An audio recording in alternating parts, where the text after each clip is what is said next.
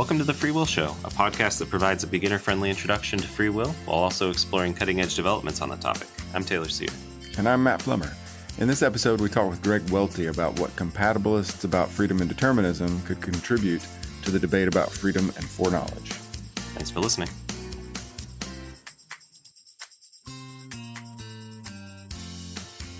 I'm happy to introduce Greg Welty, professor of philosophy at the Southeastern Baptist Theological Seminary, where he's also the program coordinator for the MA in Philosophy of Religion. This fifth season of the Free Will Show has explored several responses to the challenge to free will from divine foreknowledge, all of which have involved a commitment to incompatibilism about free will and causal determinism.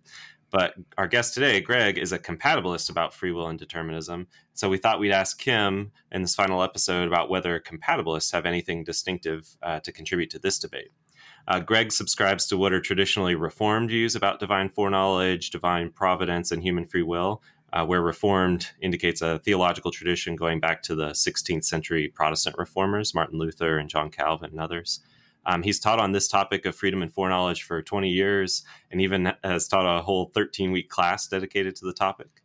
For those interested in reading some of his writing, two recent books that may be of interest are Why Is There Evil in the World, published by Christian Focus in 2018, and a volume that Greg co-edited called Calvinism and Middle Knowledge, A Conversation, published with Wipf and Stock publishers in 2019.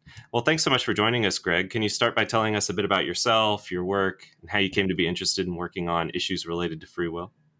Sure. Well, thanks so much for having me. This is a real treat to be part of an ongoing show like this. So I'm currently in Wake Forest, North Carolina. I've also lived and taught in Fort Worth, Texas, and in Oxford, England. But I was born and raised in Los Angeles, so I'm a California native. And in terms of my influences, I first received my first systematic exposure to philosophy when I majored in it as an undergraduate at UCLA.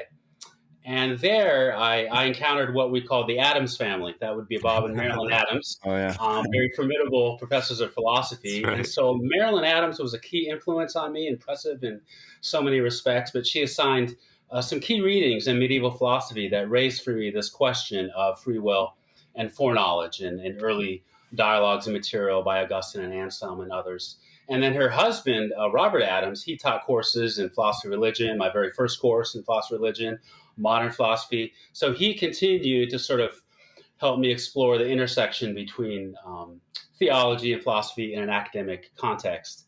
Then I got a master's degree in divinity, which is an old school word for theology, at Westminster Seminary in California.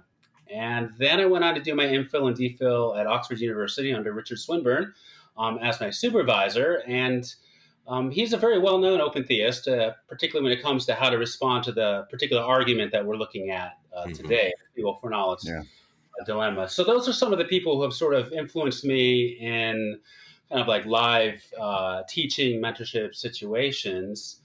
Beyond those teachers, I would say there's several other writers whom I haven't met, but several other writers have really profoundly shaped my thinking in this area. So maybe the first to mention is Nelson Pike's seminal essay called Divine Omniscience and Voluntary Action. It's from the mid-1960s. And I had to work my way through that to prepare to teach it to divinity students because I thought they needed to be aware of some rigorous philosophy. And that article really set a standard for rigor and clarity for this whole topic that I found really helpful for all of my subsequent study.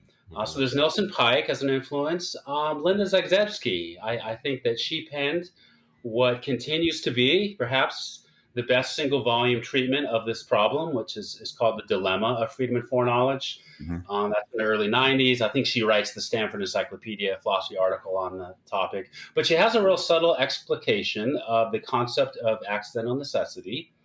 And she categorizes and really responds carefully to the different historically extant responses to the dilemma. And that was really invaluable to have that all put together in one book. Another influence would be William Hasker. So he's one of the most philosophically sophisticated of the open theists, maybe next to Richard Swinburne. He's an excellent philosophical theologian in his own right. I'd recommend his book on the Trinity to anybody interested in the subject. But Haskell wrote a volume that sheds an awful lot of light on the topic, and I think it really moved the discussion forward in substantial ways, and that's God, Time, and Knowledge. In the late 80s, I regularly assign this book in my PhD seminars. Maybe one other influence, John Martin Fisher, who I think you've rightly had on this podcast. Right. He's written many insightful contributions to the topic, including there's this anthology of writings on the topic he edited called God, Freedom, and Knowledge. Again, I think that's from the late 80s. Mm-hmm. And for me, the preface to that book is like worth the price of the whole book. There's some books you come across, you're like, yeah, the other stuff's really good, but that preface really tied it together. Right. And for me, it's because in that preface, he gives a version of the dilemma, free will foreknowledge dilemma, that's so simple, it's so accurate, it really revolutionized my whole approach to the topic. So I have to mention him. So those are some people, I guess, who have been influences on me, sort of philosophically. Yeah. Yeah, this debate's been around for a long time, and there's a lot of people who have written about it. Augustine, Boethius, Anselm, you've mentioned Hasker and Zagzebski. So before we talk about your approach to the dilemma, why do you think that Fisher's version of it is the best you've ever seen? Okay. Right. So that's because just the argument as an argument, the way he lays it out, it has several virtues. So there's at least 3 or 4 things I think this argument has going for it, which is why I sort of switched to this version of the argument halfway through my teaching career, sort of encountering it. So first, it's a very simple argument. It just makes a single inference from 2 premises. Both of the premises are easily stated. I mean, eventually we'll get to the argument. So for comparison purposes, Nelson Pike's version is 11 steps long. Right. Zagzebski's version is 10 steps long. Hasker's version is 9 steps. So just 2 steps to this argument, that's quite a trick. So it's a very simple, elegant stating of the argument. Secondly, despite the fact that it's so simple, his version, I think, enables us to immediately evaluate all of the historical responses to the dilemma for relevance. It helps you to sort of pinpoint with like laser focus exactly where the Boethians, the alchemists, the Molinists, the open theists, this whole motley crew, that responds to it, where do they disagree with the argument and why? Mm-hmm. And it seems incredible that such a little simple argument could help illuminate 2,000 years of philosophical reflection. But I think it can. I think stating the argument in this way, as we're about to state it, can help us locate when and where these other groups jump ship when it comes to this argument. So there's that, the historical relevance, sort of making that clear. Mm-hmm. Thirdly, and this does jump out to me, Fisher focuses in his version on this concept of being powerless to prevent something. And I find that to be, and maybe this is just my personal psychology, I find this to be a very intuitive concept, being powerless to prevent something that's easier to grasp than what is often going on in various power entailment principles that people like Hasker and Zagzebski are talking about. Not that, the argument's all messed up if you talk about power entailment principles. Right. But there's just something more intuitive about being powerless to prevent something that, at least for me in my house, I can grasp that a bit more. Maybe the last thing I'll say about it, and maybe this connects up to maybe how I mix it up in a friendly way sometimes with my Baptist colleagues. Fisher's version of the argument makes it abundantly clear that no modal fallacy of confusing the necessity of the consequence with the necessity of the consequent is being committed. Basically, the boxes are in the right place. Now, this kind of fallacy, the consequent fallacy, like that is a modal fallacy, and it is rightly pointed out and criticized in some historical writers who talk about the dilemma. But Fisher's version clearly doesn't commit it. You can't get out of it by like accusing it of this kind of fallacy. So, okay. So I've been babbling on about why I'm really impressed by this version of the argument. Probably high time for me to at least state it.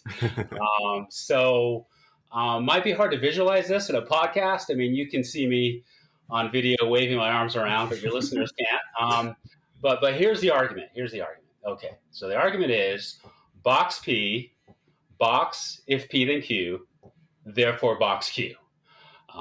Which I realize that might be as clear as mud, right? Box P, box if P then Q, therefore box Q.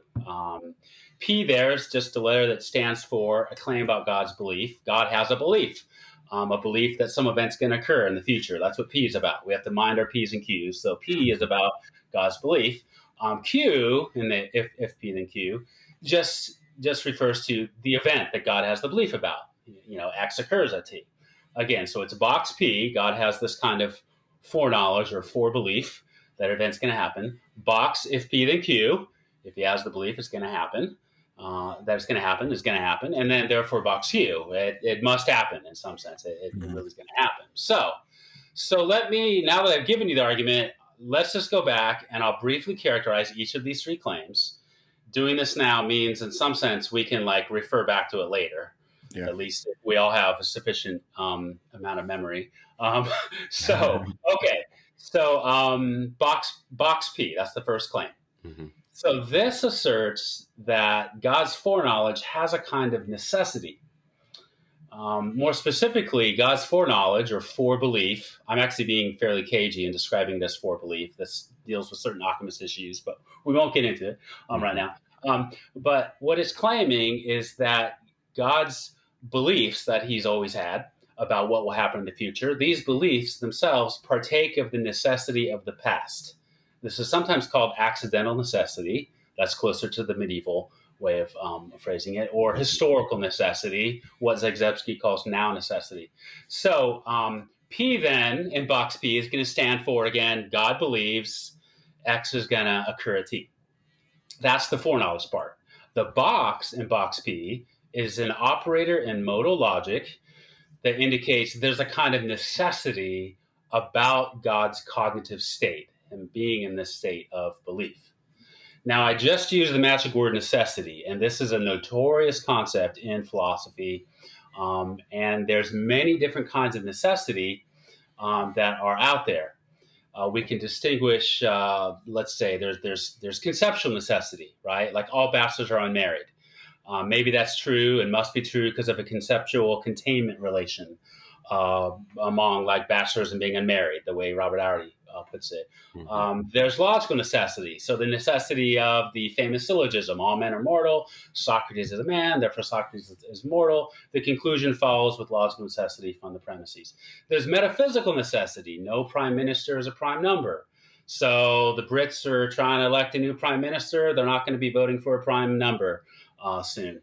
So that's a metaphysical necessity that a prime number can count as a prime. Causal necessity, glass shatters when struck.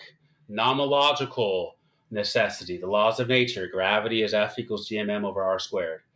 And then maybe, important for our purposes, historical necessity. 9/11 occurred. So there's so many kinds of necessity. I just named like 6 different kinds. That means that arguments that employ the concept of necessity, these arguments are notoriously prone to fallacies of ambiguity. These kinds of illicit shifts of meaning as the argument proceeds. You mean something by necessity in one part of the argument, something totally different in the other part. Mm-hmm. So to make good on this argument, to sort of clarify why that's not going on in this argument, we have to point out there's something that all of these necessary facts that I just listed for you, there's something that, despite their diversity, that they all have in common. You are powerless to prevent any of them. You can't make them otherwise.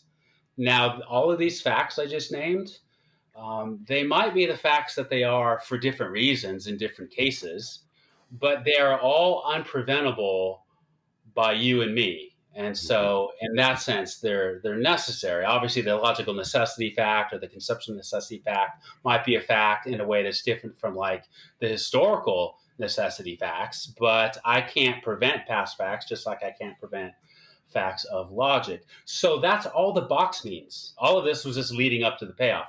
That's all the box means. Box P just means you're powerless to prevent P. God has always believed that X is going to happen at T, and there's nothing you can do about that past fact. Divine foreknowledge partakes of the necessity of the past, and you can't change that past fact given that you're situated in the present. So it's sort of, the box picks out a fragment of what necessity often means in natural languages like English, but it's a very important fragment. It's a kind of fragment that preserves validity. And so in this respect, it's sort of like the horseshoe in symbolic logic, right? The material conditional.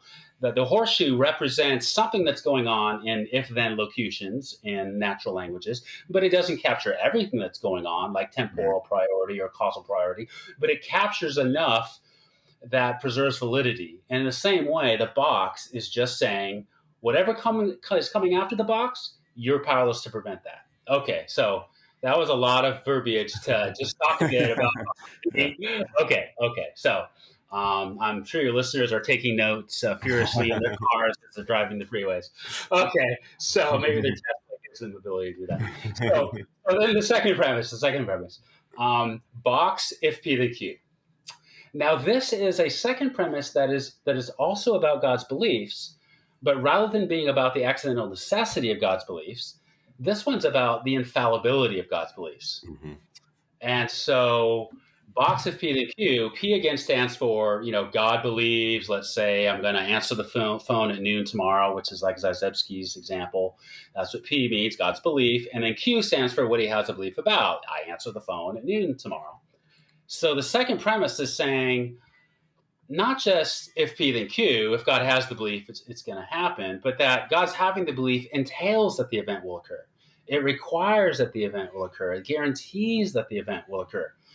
So the way to state this is that it's essential to God to have true beliefs on any topic whatsoever. That's part of God's nature. He's so perfect, he can't be deceived. There couldn't be a mismatch between God's beliefs and how reality turns out. Yeah.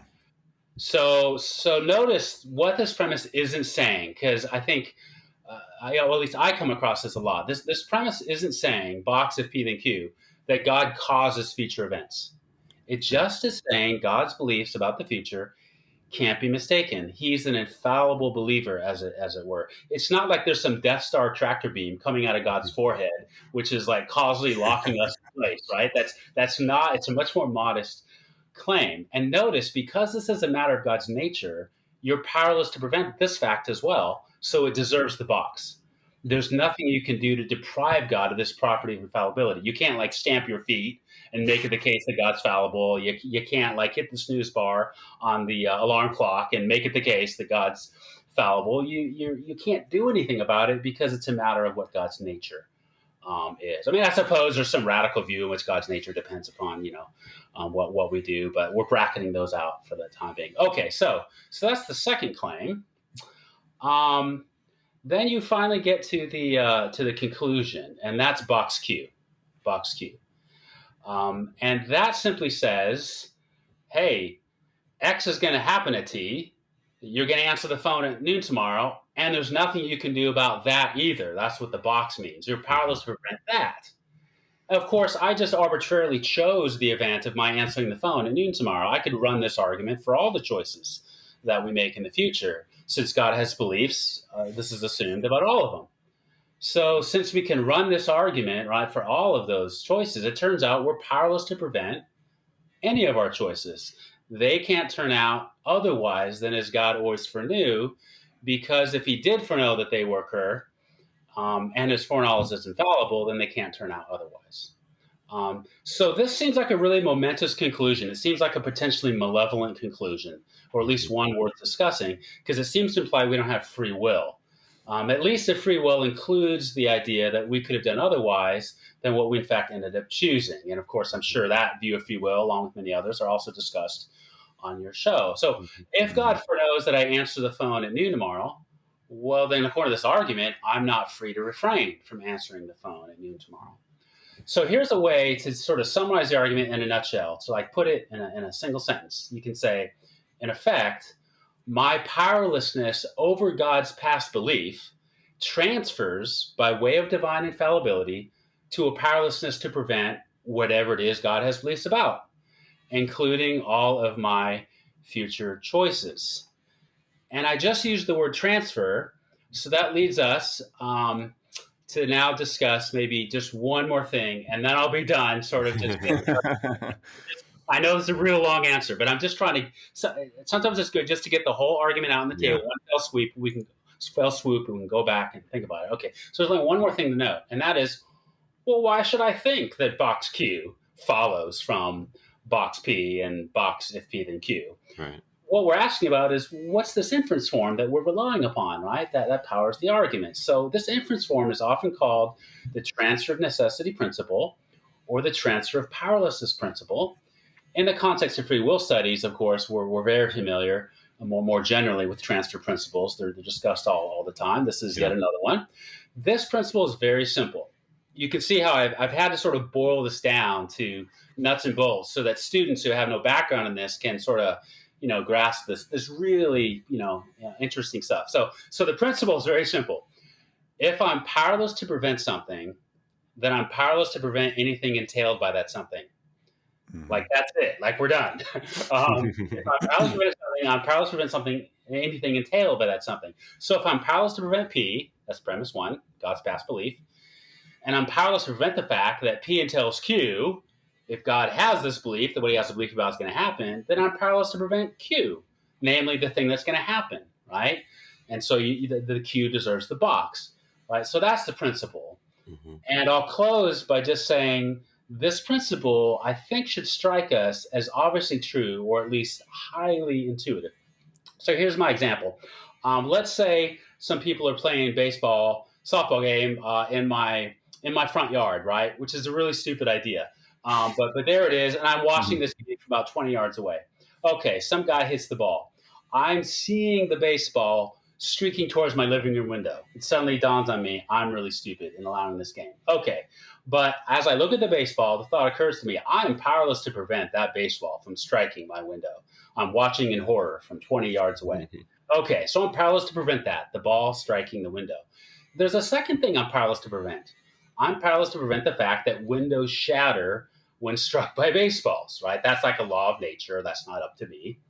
Well, notice then that if I'm powerless to prevent the baseball from striking the window, I'm powerless to prevent windows shattering in the presence of baseball striking them. Then there's a third thing I'm powerless to prevent, the window from shattering. Or if I'm powerless to prevent 9/11, and if 9/11 happening entails that buildings fall and people die, then I'm powerless to prevent the fact that buildings fall and people die.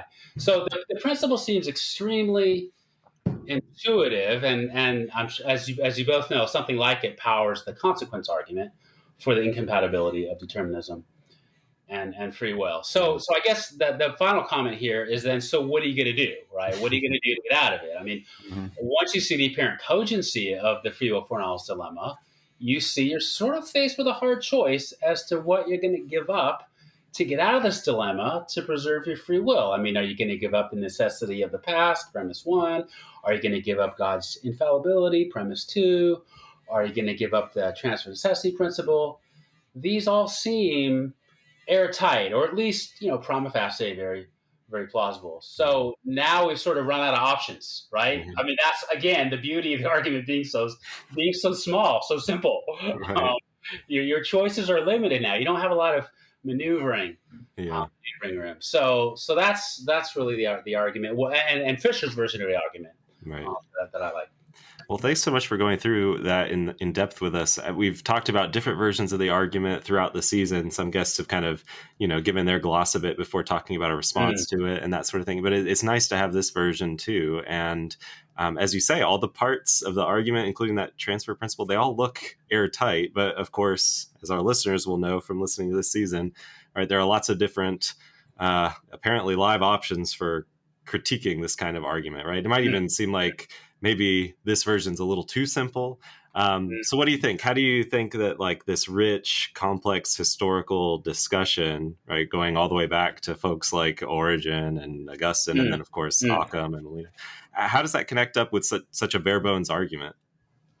Yeah, so the history goes back a long time. I mean, the early sort of theists, right? I mean, at least on the Christian side of things, inherited this from the Greeks, right, and all of their Right. reflection on Greek fatalism, all that. So, I mean, this is a huge history. So, yeah, can like a two premise argument really connect up with 2,000 years of history, right? So yeah, I think it very much does connect up with that, and I Hmm. really think it's the simplicity of the argument that enables someone to easily categorize. See, I was really surprised when I found this out because I basically just did it, and enables you to easily categorize all the historical responses to the dilemma. Particularly, it helps you to evaluate them for relevance, and so I find that tremendously illuminating. Yeah. So where I start in making this point is to say, let's just go back to logic, right? So there's fundamentally only two ways to criticize an argument. You can criticize its matter or its form. You can criticize the truth of the premises. The premises are false or they're unsupported. Or you can criticize the validity of the inference. The inference is invalid, or if it's an inductive argument, it's really weak. But that's it. It's the matter or the form. That's the profile of an argument, as it were. So, at a bare minimum, then, any decent response to this argument will have to do one of those two things. It's going to have to either attack a premise or an inference. And the simplicity of the argument helps us clearly locate which element of the argument is being rejected in each historical response. I can actually read the historical response and then find out which part of the argument they're rejecting, and then the light bulb goes on. Aha, they clearly think that this claim is weak for this reason. Hmm. But then other responses that are just like putting your fingers in your ears and saying, I'm not listening, I'm not listening. Or hey, I pray this argument's not a good one, right? They're not really relevant to this argument. So to illustrate, then, think about Boethianism, divine timelessness. I say to my students, many Boethians died to bring us this solution. A little Star Wars joke there. But Boethianism, divine timelessness, and Ockhamism, they both respond to the argument by denying that the first premise deserves the box. That's essentially, bottom line, what they're saying. Boethians and Occamists, of course, believe in divine foreknowledge. They're going to accept P. They're going to accept that God, knows everything about the future, but they're not going to accept box P. That's where they jump ship. No. They claim that there's no necessity to God's beliefs, not even the necessity of the past. Now, they say this for different reasons, right? The Boethians will say, well, look, God's beliefs are outside of time altogether. They're not in the past. That's why it doesn't deserve the box. The Occamists might be okay with God being in time, and they might say God's beliefs are in the past, but there's special soft facts which are exceptions to the necessity of the past. But either way, the first premise doesn't deserve the box. And if it doesn't have the box, we do have a modal fallacy on our hands. You don't actually get the conclusion from the premises. Okay, but notice that having the argument in our mind in this way helps us like pinpoint like a laser beam, like where the Boethians and the Occamists sort of jump ship on this argument. That's good. That means they're not speaking into the wind. They're actually saying something plausible in response to the argument. Now, the argument has two premises. So, as you might imagine, there would be those who would turn up their nose to the second premise. So that would be the open theists.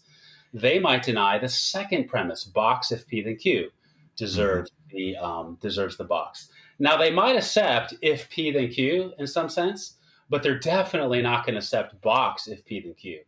They're going to say God's beliefs are fallible, not infallible. His beliefs could be mistaken. The fact that God believes something about the future doesn't entail that it will happen. Maybe God's beliefs are only highly likely to be true. He's like, I think this is from, Flint or Fredoso. God is the bookie than which a greater cannot be conceived. One of his early book reviews of an open theist anthology, right? So, but because God's beliefs are fallible, well, then the second premise doesn't deserve the box.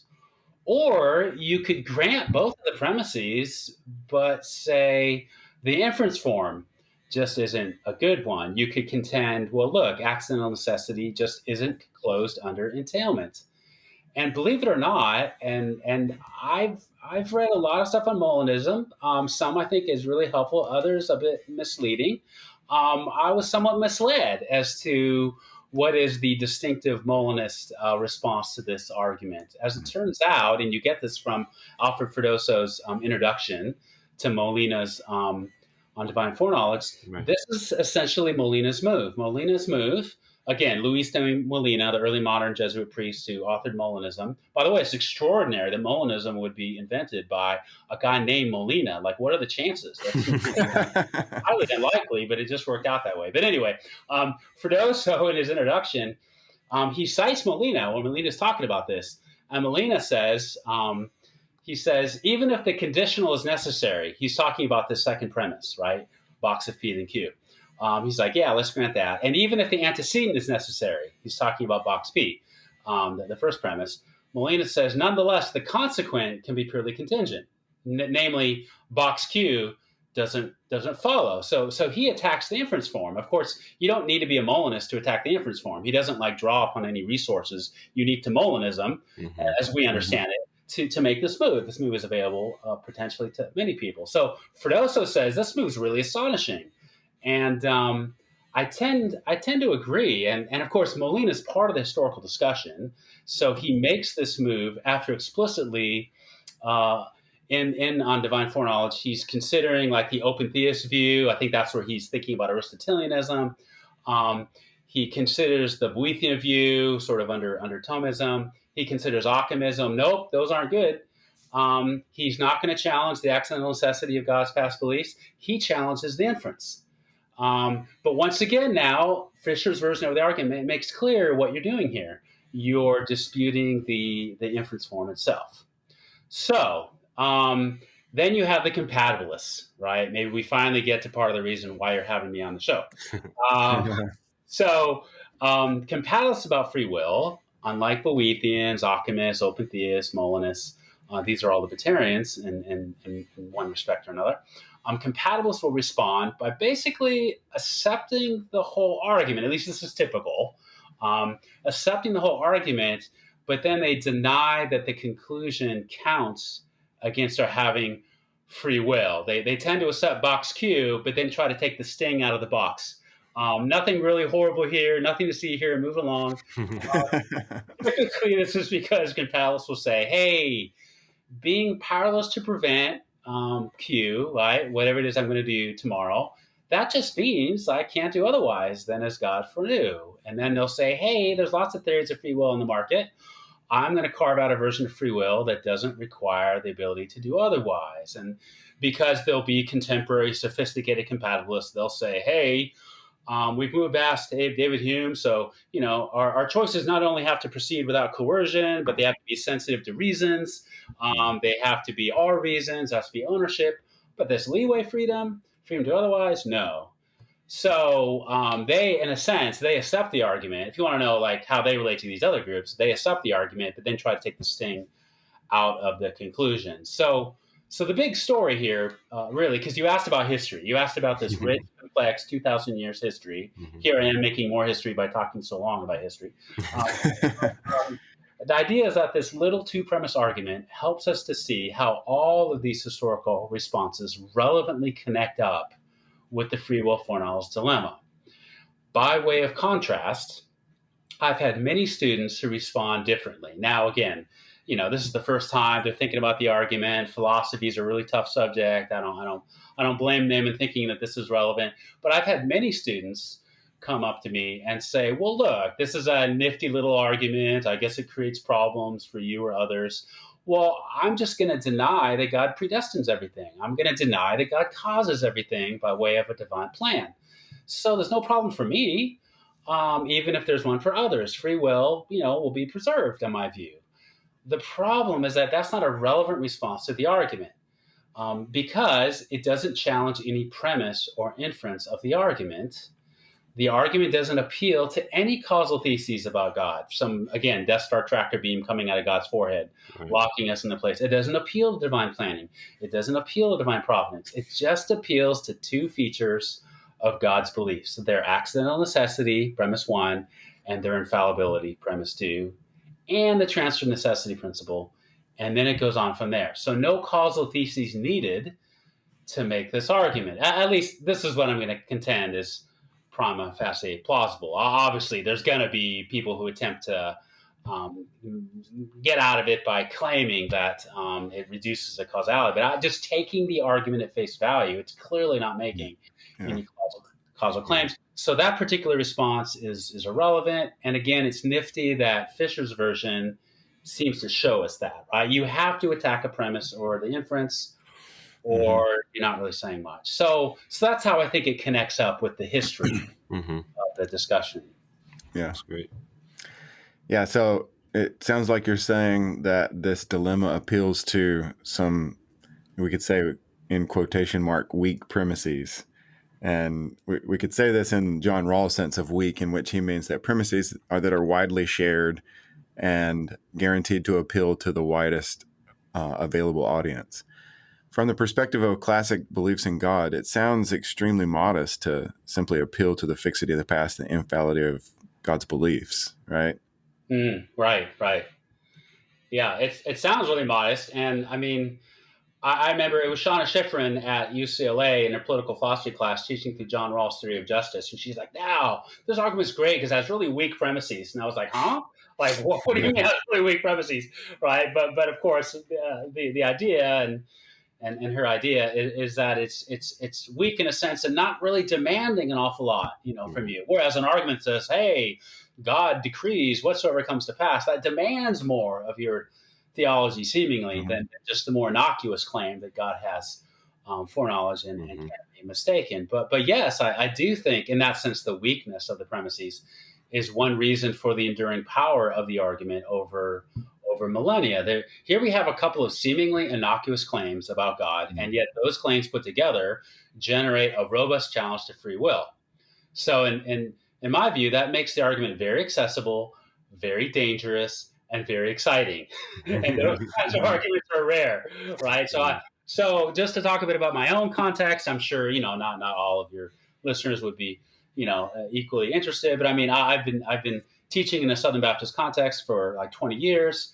And as you might know, our body of churches, and I'm sure Christians more generally, are fairly divided. Should we be Calvinist? Should we be Arminian in our view of divine providence and predestination? Should I really believe that God ordains everything that comes to pass? Or should I instead believe God ultimately leaves some things ultimately up to our own free will? And so what I stress to my students is that is a great discussion that we ought to be having within, our family, as it were. But what I stress is that the free will foreknowledge dilemma is a kind of family problem. It's one that must be faced by all Christians, whether they're Calvinist or non-Calvinist, and really for quite a few Jews and Muslims as well, to the extent that they buy into the fairly modest theological premises of the argument, which of course quite a few do. Right. So fairly modest theological premises shared by most religious believers in a Western monotheistic context, whatever you want to say, that's sufficient to generate the problem. It's not some special problem for decretal theists, those who think that everything happens by way of a divine decree. Now, in saying it's a family problem, I mean, I'm being a little bit shrewd here because I'm trying to secure the relevance of the argument, because I think certain things, this creates pressure for certain views, right? And against certain views. So in making this point, I am echoing the strategy that Jonathan Edwards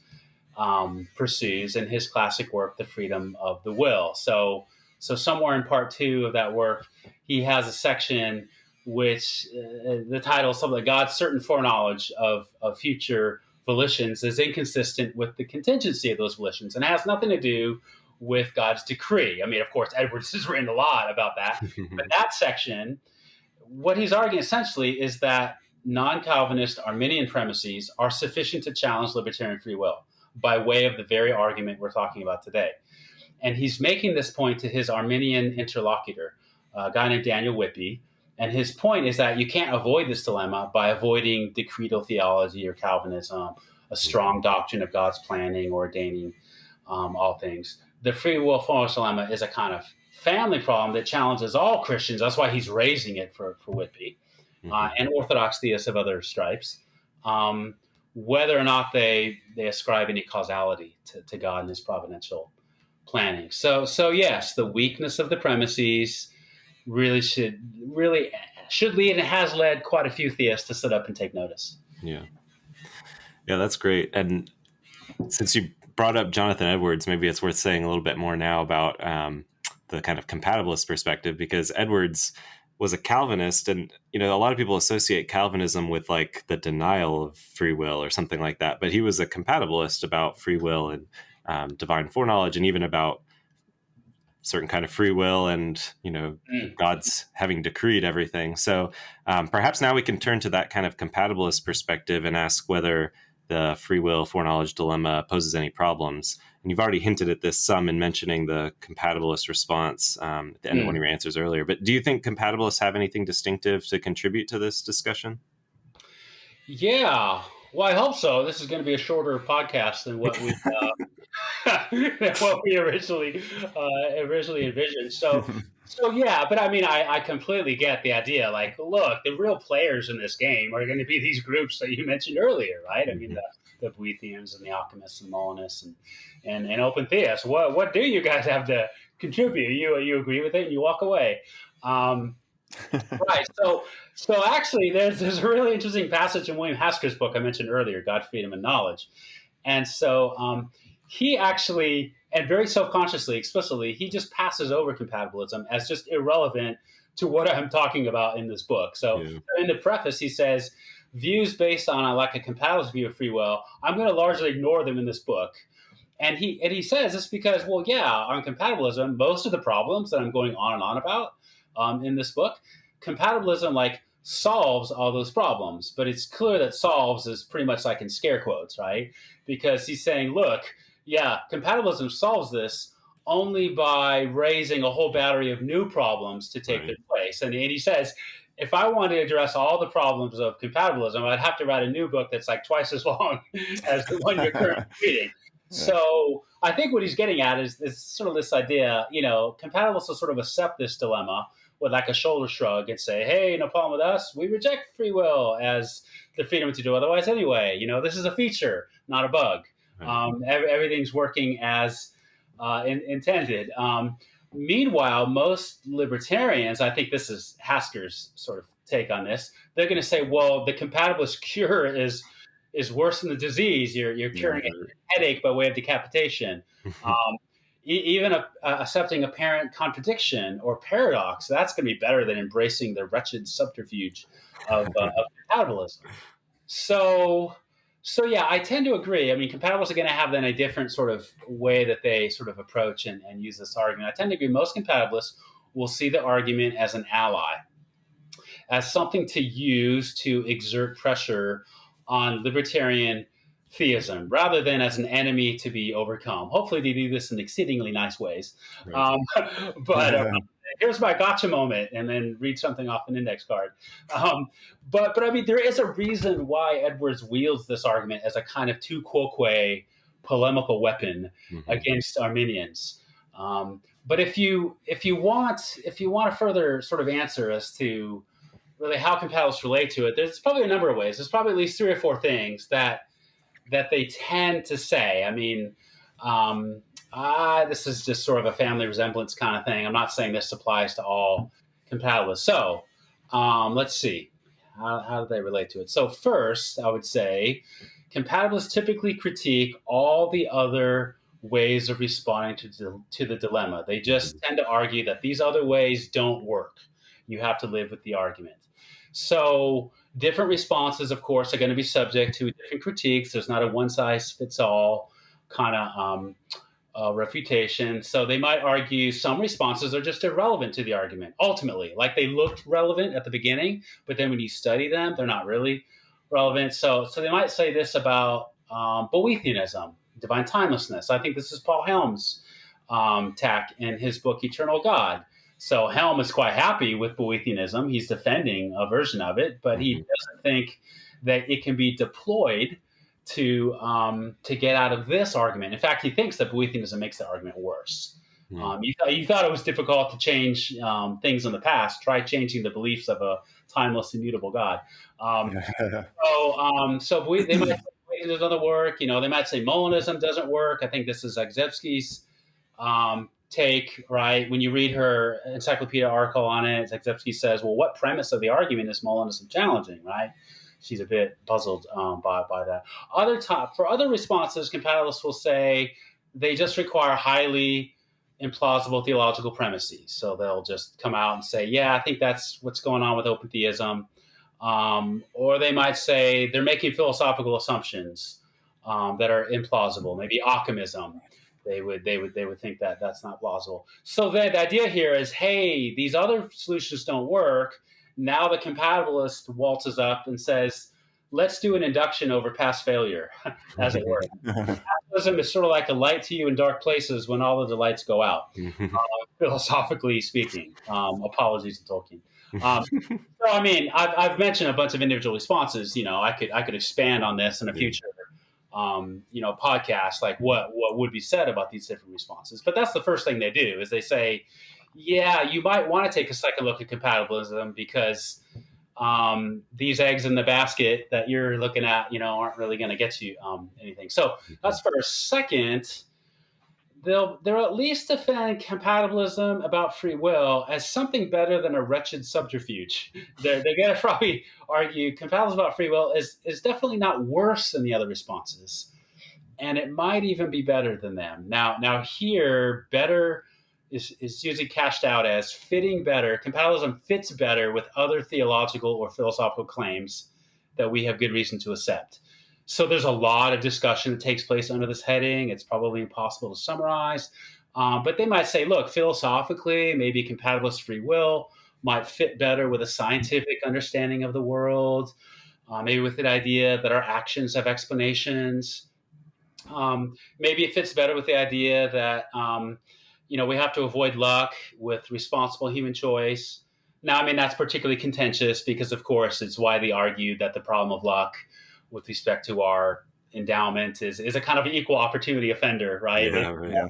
It's against the compatibilists and libertarians, but at least that's something that the compatibilists would say. On the philosophical side.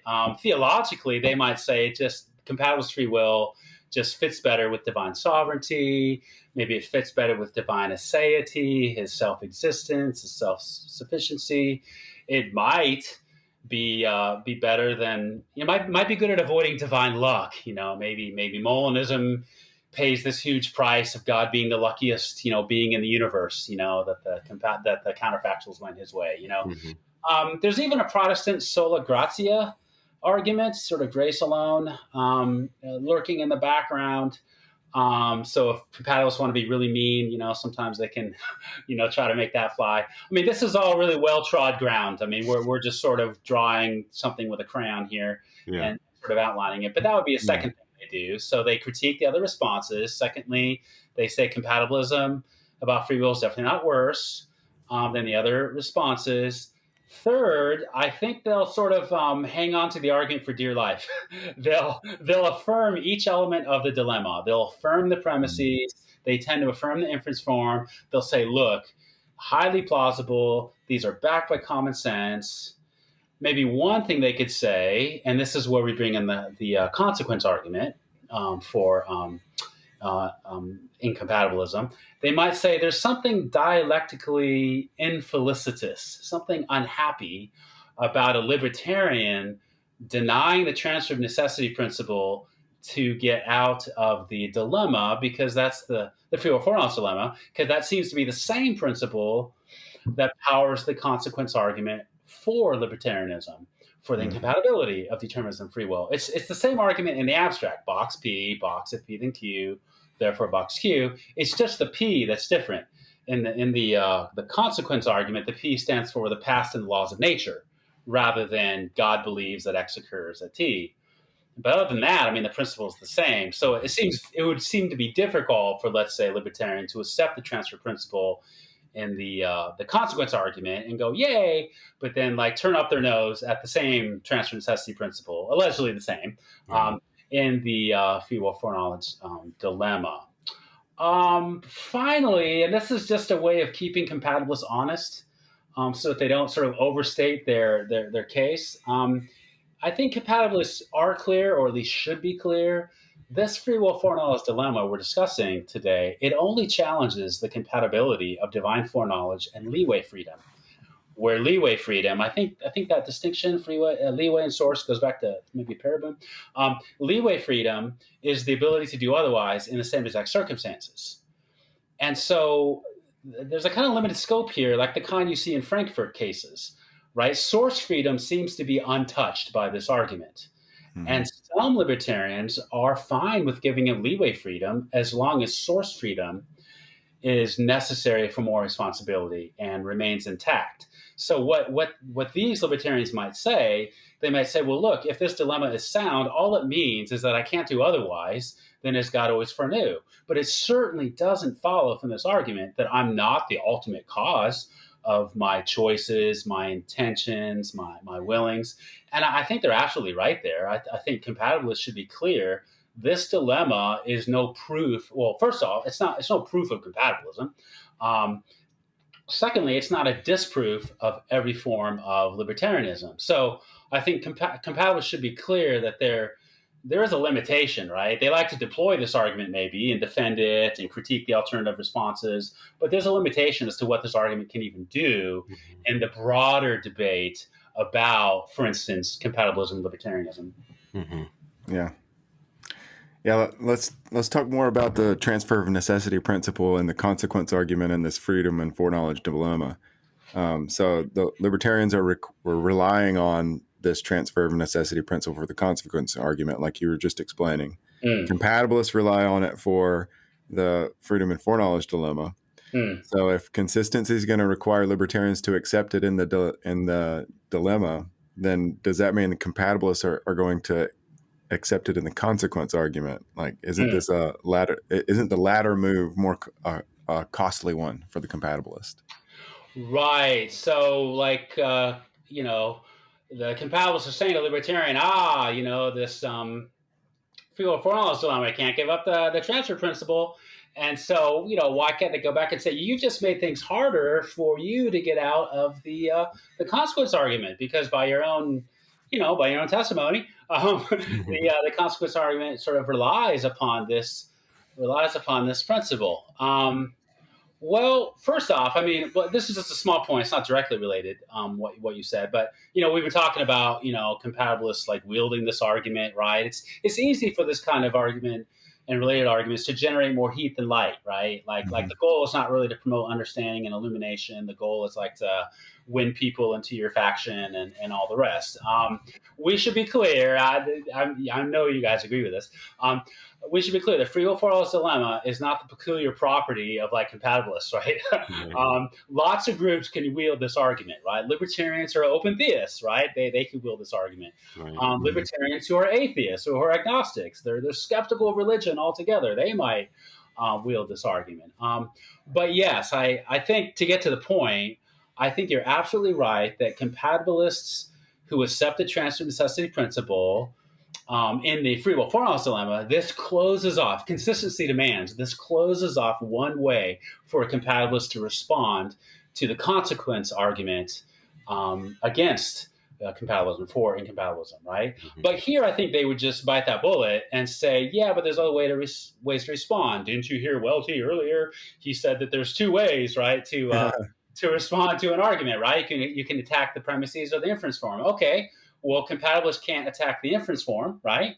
That's what you've pointed out. But hey, there's a couple of premises they could reject.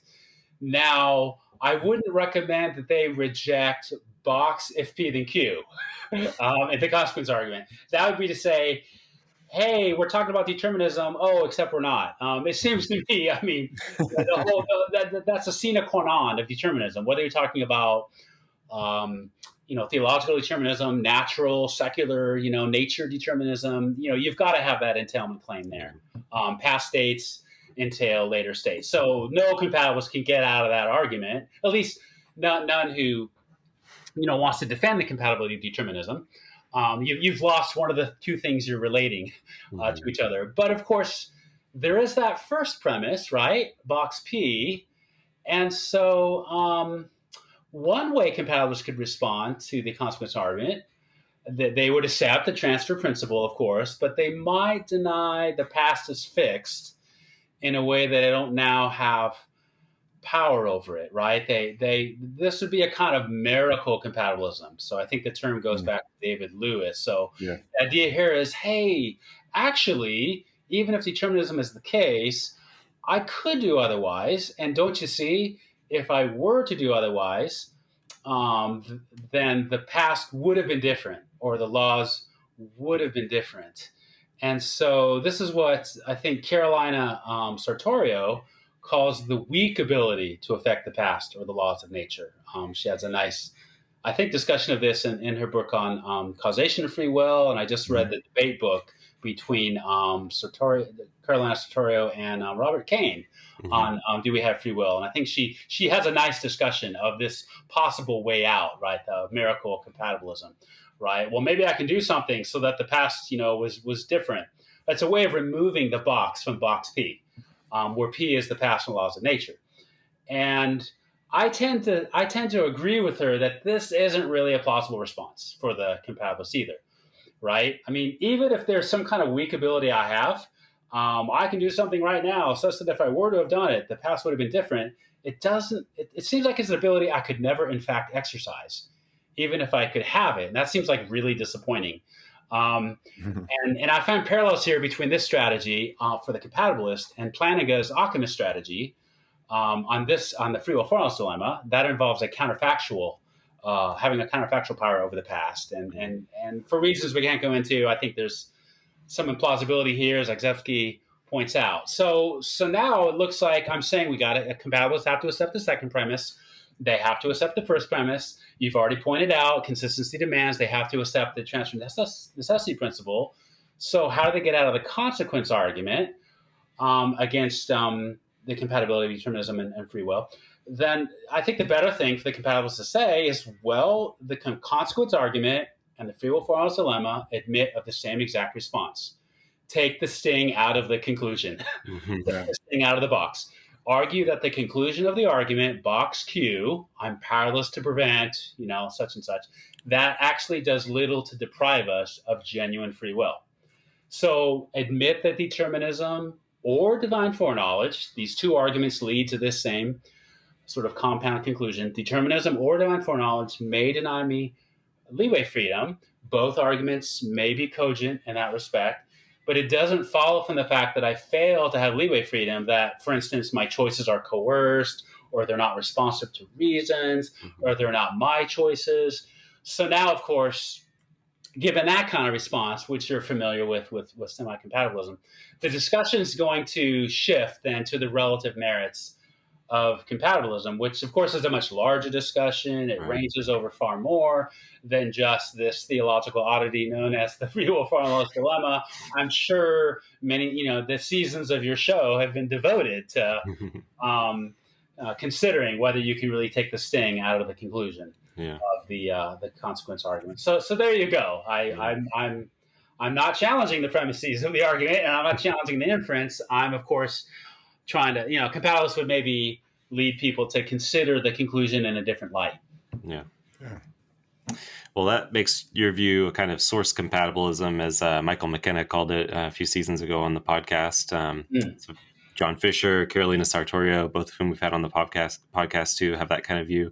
On that view, kind of agrees with the sourcehood libertarian, like David Hunt, who we've had on this season of the podcast, that leeway freedom isn't necessary for moral responsibility. But unlike Hunt, right, source compatibilists think that source freedom is compatible with causal determinism, not just divine foreknowledge. So I think source compatibilism is a very popular position in the free will debate at large, but it's fairly uncommon among philosophers who are theists, or Christians in particular.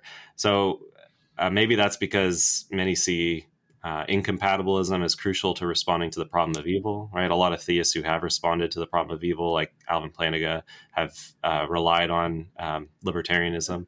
So what do you make of that? Do you think that's, what do you make of that, I guess? Yeah, so source compatibilism, right? That what matters might not be sort of like the alternative scenarios. Maybe that's the intuition elicited by the Frankfurt cases. What matters is the actual sequences. So again, Sartori would be someone to really go to for some really good insight on this. By the way, I just sort of thought sort of struck me. There's a wonderful phrase from very good philosophy of religion. Jerry Walls on Pharaoh's magicians, right? The compatibilists are so frustrating because they're like Pharaoh's magicians, right? Like anything that Moses does with his staff, Pharaoh's magicians do with their staff. So, the libertarians are like, man, you need leeway freedom. Compatibilists say, hey, we got a version of that. The libertarians say, okay, fine. Well, you need source freedom. And compatibilists say, hey, we got a version of that. Check out source compatibilism. And then, you need agent causation. And, Ned Marcosian, well, we got a version of that. It's very frustrating, right? They're always trying to match you. So yeah, right. So we're talking about sort of models here, I guess, and source compatibilism. And so I guess we're getting to this area of theological, determinism. And, so, for me in my house, I consider various models, right? You sort of want to consider the consequences of various models ahead of time before you sign on. It's philosophy, sort of like dating, right? It sort of helps you to make a wise choice here as you're considering, various views, right? What can I live with in this view, right? Can the view live with me? So the problem of evil, right? So the problem of evil. So this says that the phenomenon of evil challenges one or more of God's attributes. It's going to challenge either his knowledge, his power, or his goodness. Presumably, the attribute that theological determinism, something that might go in hand with a kind of source compatibilism, the attribute that it challenges is not God's knowledge or power, but his goodness. Yeah. And I think that's what you're sort of alluding to, that, well, source compatibilism might be popular, like among more sort of atheists or agnostics who have no special interest in having a provident God sort of in the picture, but you believe in a provident and a perfectly good God. This seems like an awkward position to take, to say the least. So the idea here is that, not to put too fine a point on it, if God determines sin, then really bad consequences follow for the goodness of God. And maybe as we think about how that works its way out in the literature, one of three things is supposed to follow that impact God's goodness. If sort of source compatibilism here is true, and maybe theological determinism with that, then either if God determines sin, then he's either committing sin, like he is himself a sinner, or he's approving of sin, he's intending it, or he's inappropriately blaming us for sin. Even if we somehow could be blameworthy in his, determined universe, it's just really inappropriate for God, given the hand he has in all of this, to blame us. And a perfectly good God wouldn't be caught dead doing anything inappropriate. So those are the three things, right? Possible consequences. He's either committing sin, approving of sin, and inappropriately blaming us for sin. So you see, I have to sort of memorize these little quick outlines, right, when these topics come up with students. But okay, so let's see. Is there something I can say? So God's not good, of course, if he commits sin, approves of sin, or inappropriately blames us for sin. And then the idea then is, yeah, that's right. So theological determinism makes the problem of evil worse than it would otherwise be. And so the slogan is probably, hey, fellow theists, you want to have an edge on the problem of evil, against the problem of evil? Be an incompatibilist. What are you doing trafficking in this other stuff that makes your problems worse? So these are deep waters. This is what somebody says when they don't want to tread in them, right? It's hard. These are hard waters to tread in the final 5 to 10 minutes of a podcast. Right. Thank you for raising this, by the way. At the very end. I think the problem of foreknowledge, of course, is somewhat easier to talk about than providence. But let me gesture in the direction of a reply to each of these points about consequences. Okay, so first, does God fail to be good because in determining sin, he's therefore committing sin. It turns him into a sinner. I guess I'd say, well, that depends, which is what you would expect a philosopher to say. Um, Source compatibilists typically distinguish moral responsibility from blameworthiness. So God might be morally responsible for the existence of sin. The buck stops here, as it were. He's included it in the narrative of the universe, right? And it's up to him to do that. He might be morally responsible for the existence of sin, but not be blameworthy for it. That is, be a sinner himself. I assume if you're blameworthy, you're a sinner. So here's the question: is it a sin to ordain the existence of sin? And I'll just be honest, that's not entirely obvious to me. We at least need an argument that it's a sin to ordain the existence of sin. So there's a nice line in Patrick Todd's article. So Patrick Todd is an incompatibilist, but a number of compatibilists find some friendly sort of points made. He has an article on manipulation of moral standing, and the way Patrick Todd puts it is that to causally determine someone to pick up a gun and shoot someone for selfish reasons, that's not the same thing as picking up a gun and shooting someone for selfish reasons. Like those are actually different things. So the model that I think it has a lot of plausibility, right? I've sort of combined this from points I've gotten from another number of authors. I tend to swipe points from incompatibilist authors if they work for me, right? We actually have a lot more in common than not. But here's how I would set it up. I would say, if God has perfectly good reasons for ordaining sin, think about in the Christian context his ordaining the sin of the crucifixion of Jesus for a greater good. If God has perfectly good reasons for ordaining sin, and he has the right to aim at various goods in this way, right? He has the right to aim at the good of overcoming evil. Maybe he has the right to aim at the good of displaying his justice against evil. I know Richard Swinburne's book on Providence and the Problem of Evil has a whole chapter on God's right. I'm pretty sure we don't believe exactly the same things here, but this is an important topic, right? What does the God have the right to do? So this is a big if. If God has perfectly good reasons for ordaining sin, and he has the right to aim at various goods in this way, and I think it's important to add this, he has the needed power and knowledge to pull it off, to ensure the good he's aiming at. So we're not talking about a God who's like a risk-taking, ignorant bumbler in the dark, right, as we so often are.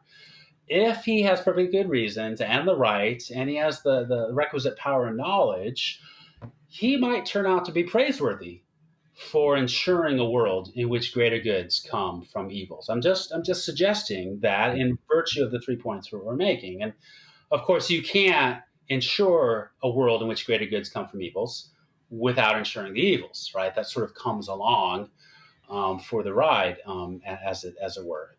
So I guess I'm representing in a modern context. When I balk at the idea that it's a sin to ordain the existence of sin, this is what this response is grounded in.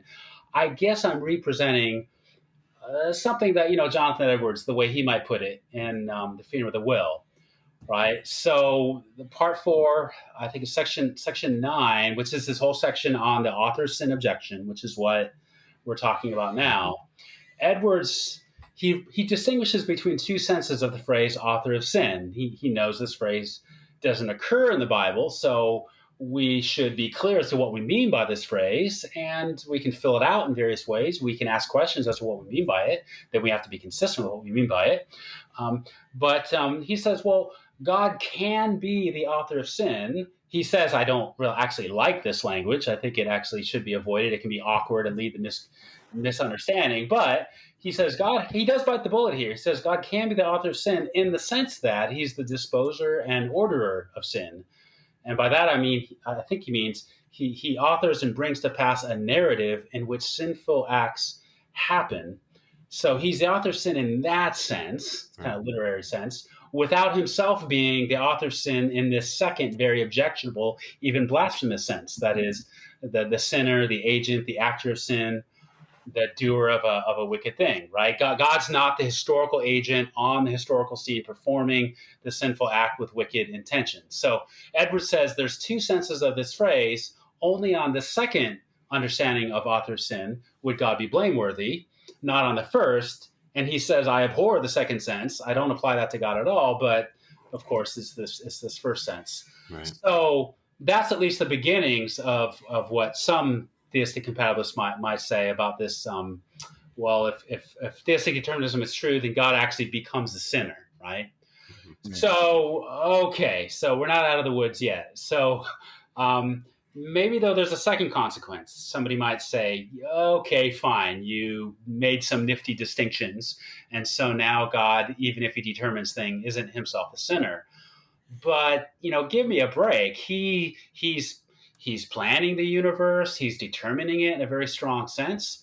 Surely then, this means God fails to be good, because in determining sin, he's approving of it, right? He's endorsing it. He's intending it. And clearly you can't approve sin and still be perfectly good. So that's a problem for this point of view. Here is where I would tend to just sort of swipe some things that I think can be swiped from the larger discussion. Why can't God intend the whole, and he intends the good of the whole? I think it's Heath White who has some interesting points about this in his relatively recent book on theological determinism. Why can't God intend the whole and the good of the whole for the very good reasons he has? And he ensures the parts of the whole, including the evil parts, because they bring about that whole, which God intends. So Paul Helm has a line, because as a compatibilist, he has to address this question. And he says, just because my tie is tartan, it doesn't follow that every thread of my tie is tartan. Now, because I am aesthetically challenged, I had no idea what tartan meant. I thought it was Spartans. I had to Google this on Google Images. And of course, now I know what a tartan tie is. Though I don't own one. So the idea here is just because the tie, right, has that pattern, that doesn't mean every thread of the tie has that property which characterizes the whole, right? So God intends the whole. That it doesn't follow that he intends the part, each individual part.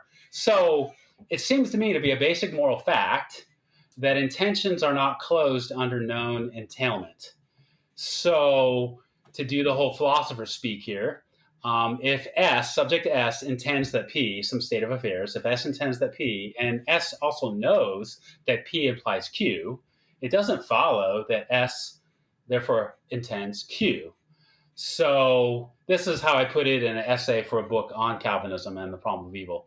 Let's say that God intends the world he creates in virtue of some property, let's call it P, that applies to the whole. Maybe this property that applies to the whole is something like the overall intrinsic value of the world, or the fact that it tends to promote his glory, or it manifests the full range of his attributes. So God intends the world in virtue of this property, P, even though he knows that his creation of the world, such a world, implies there being sinful human acts, Q.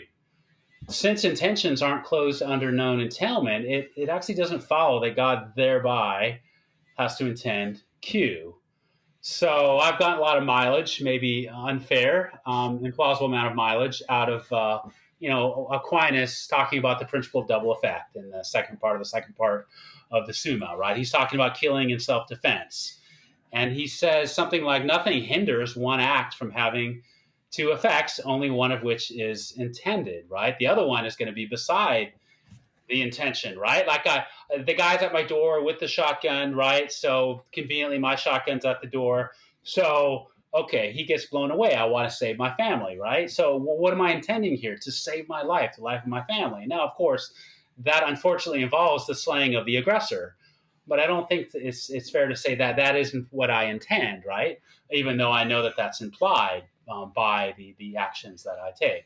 So the bottom line here is that I don't think you can just read off the precise divine intentions just by looking at what he causes. Like, that's just too simplistic, even in the human case, not to mention the divine case. So I know I'm going on quite a bit here, but so those are the first two, right? So the first idea was, if God determines in some sense, which I regard this as very mysterious, by the way, the scripture, right? And I think maybe church tradition that is paying attention to scripture, it doesn't give us a lot about the mechanics of the divine action, right?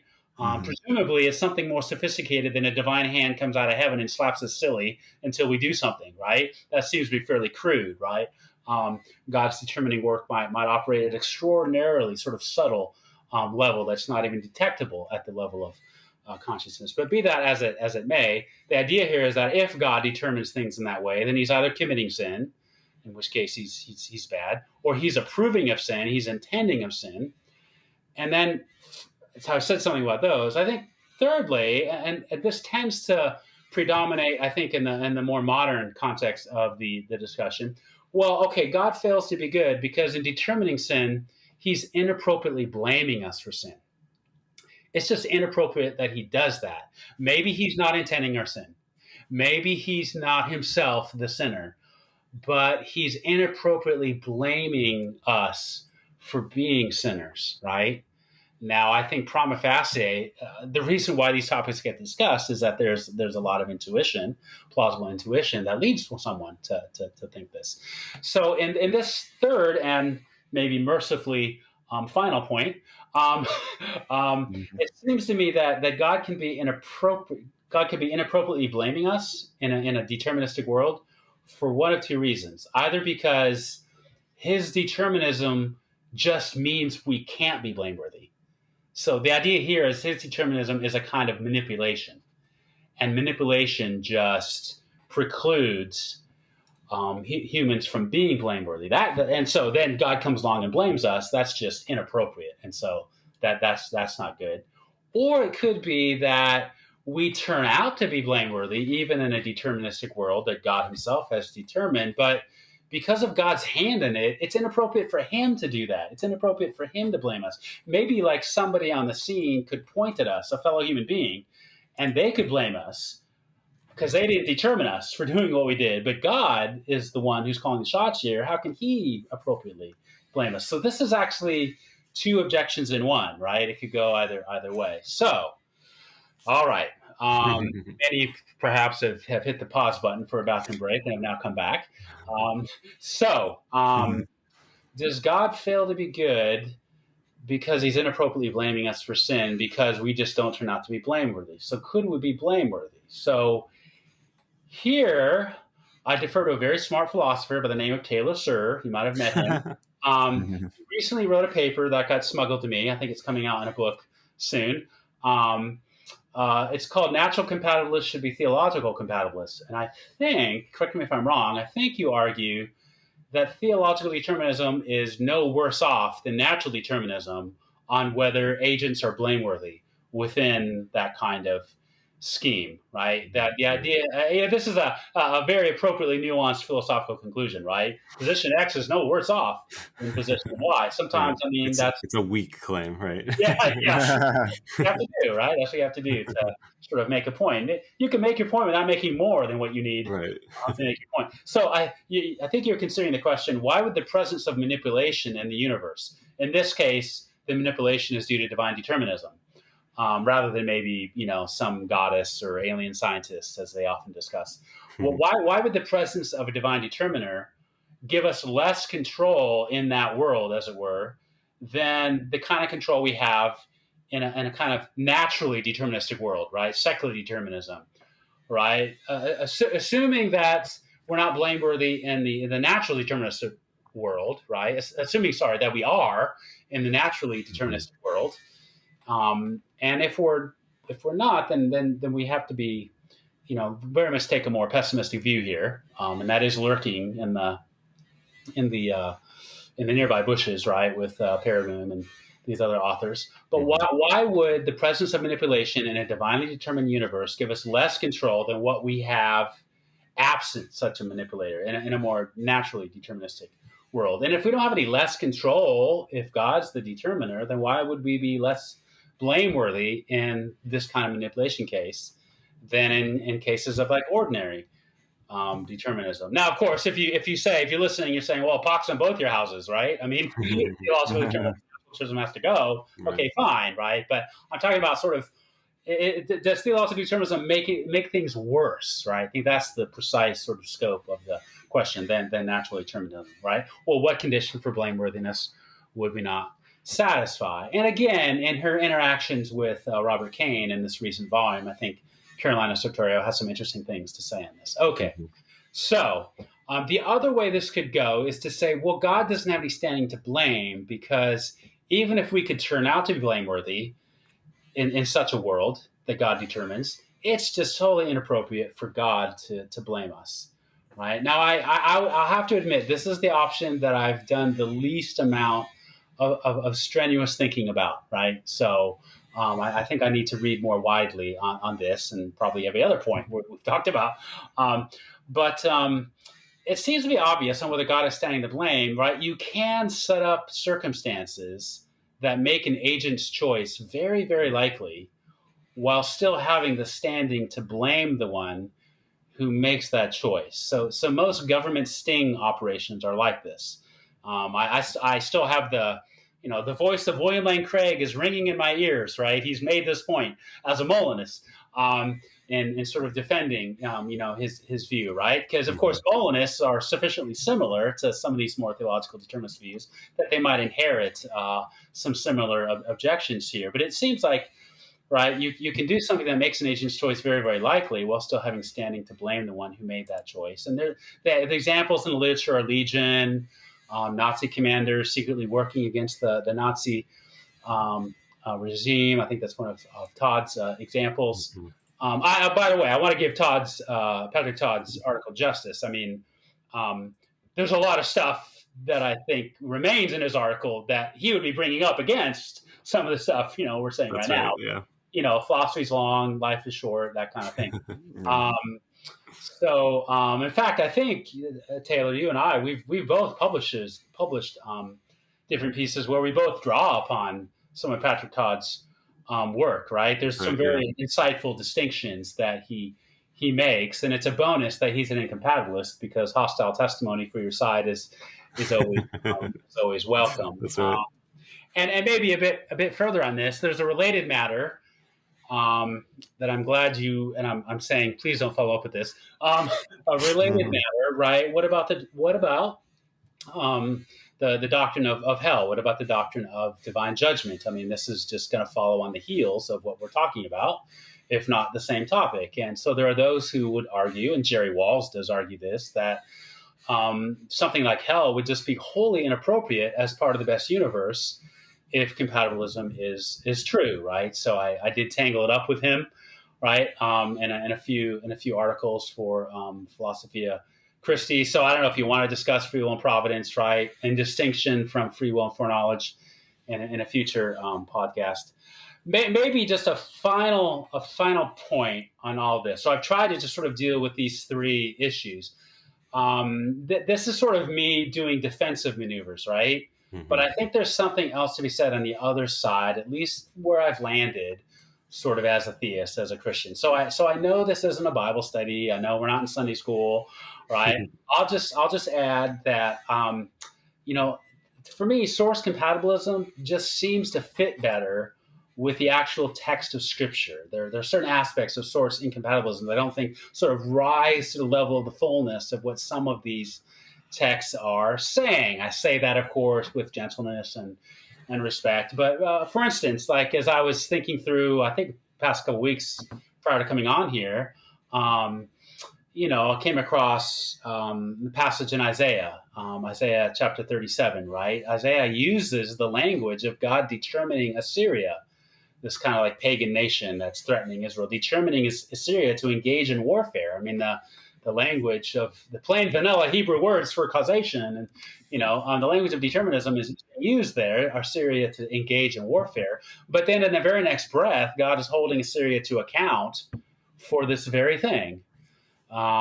Something I've also pointed out in other contexts is this language of double agency throughout the Job, Joseph, and Jesus narratives. This is what I call the three J's.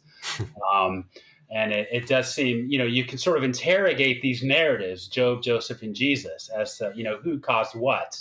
And you don't tend to get an either or answer. You tend to get a both and answer, right? And it's one reason why I think that the source compatibilism, that like the scriptures provide a kind of center of gravity that makes it seem a little bit more, amenable or acceptable. Maybe a very quick additional example. So there's the Book of First Chronicles, right? So this is part of the Ketuvim and the Hebrew canon near the very end. The Book of First Chronicles, chapter 10, narrates Saul, right? So Saul basically kills himself. He falls on his own sword. He doesn't want to be abused by the Philistines in a time of defeat and a time of war. He wants his armor bearer to sort of thrust him through and kill him, but he's not going to lay any hand on the Lord's anointed. So Saul does the grisly deed himself. So you can interrogate this passage, 1 Chronicles 10, verse 4, who killed Saul? And the passage gives you an answer. Saul killed Saul, right? He fell on his sword. But what's interesting is when you jump down 10 verses later, verse 14, and you ask the passage the question again, who killed Saul? And now you get a different answer. The answer is God killed Saul. And it says he killed him. And this was because of a judgment upon his apostasy, and had religious reasons here. So presumably then, Saul killed Saul and God killed Saul. Now that's very puzzling probably for any biblical interpreter. Now, I suppose we can put on our sort of hat of sanctified speculation and say, presumably, God killed Saul by way of Saul killing Saul. He is a God who uses means, after all. But notice, if you put it that way, and I'm highly inclined to put it that way, God killed Saul by way of Saul killing Saul, that doesn't automatically sort of convert two causal claims into one. I mean, these still remain two causal claims. And yet, Saul had responsible agency. Right, I think is the idea. So I toss that in for free. Sort of biblical sort of references, which of course will not be relevant to the entirety of your audience, but I think there'll be a segment of your audience that might want to follow up on that. So there you go. Great. Well, thanks so much for joining us, Greg. Where can listeners go to follow your work? Right. Let's see. I am on sabbatical this year. So in the first part of the year, I wrote a little book on Alvin Plantinga for the Great Thinkers series at PNR. So I think it's supposed to come out later this year, but I think because of issues relating to the pandemic and problems with I want to say sources, but you know what I'm saying in terms of supply chain issues, right? Yeah. That might come out, early next year, and I think it's a great. I think it's a really accessible way to get people to really appreciate the broad scope of Plantinga's work. Although you can tell from what we've said today, we might have differences on certain stories, right? Right. But I tend to think, right. We often spend 99% of our time fighting about the 1% that we don't have in common, That's right, rather than maybe rejoicing in the 99% that we do have in common, right? Mm-hmm.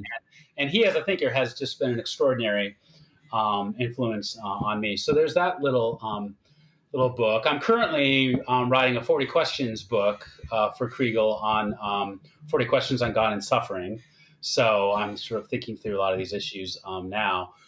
Where can people go to follow my work? That's a great question. The honest answer is I'm not really sure. Several years ago, I did do Twitter, I did do blogging, but I've sort of given up on social media. This isn't because of some kind of self-righteous, how dare you kind of stance. Just I can't incorporate social media in my schedule in a way that really works for me, so that my life turns out better rather than worse, right? There's a cartoon from XKCD, right? Well, some will come to bed. I can't. Why not? Somebody's wrong on the internet, right? So I have a particular Achilles heel. Yeah.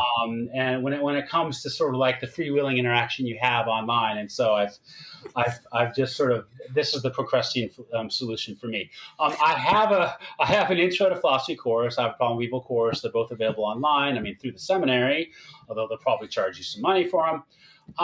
My Phil Papers page, I think like half my stuff's not there, so I'm not really maintaining that well. My academia page is a bit better. The one thing I always update is the CV.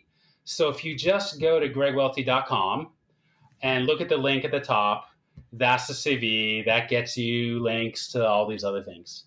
So really, yeah, I guess that's and they can also follow me by listening to this podcast. But that is by now an accidentally necessary fact.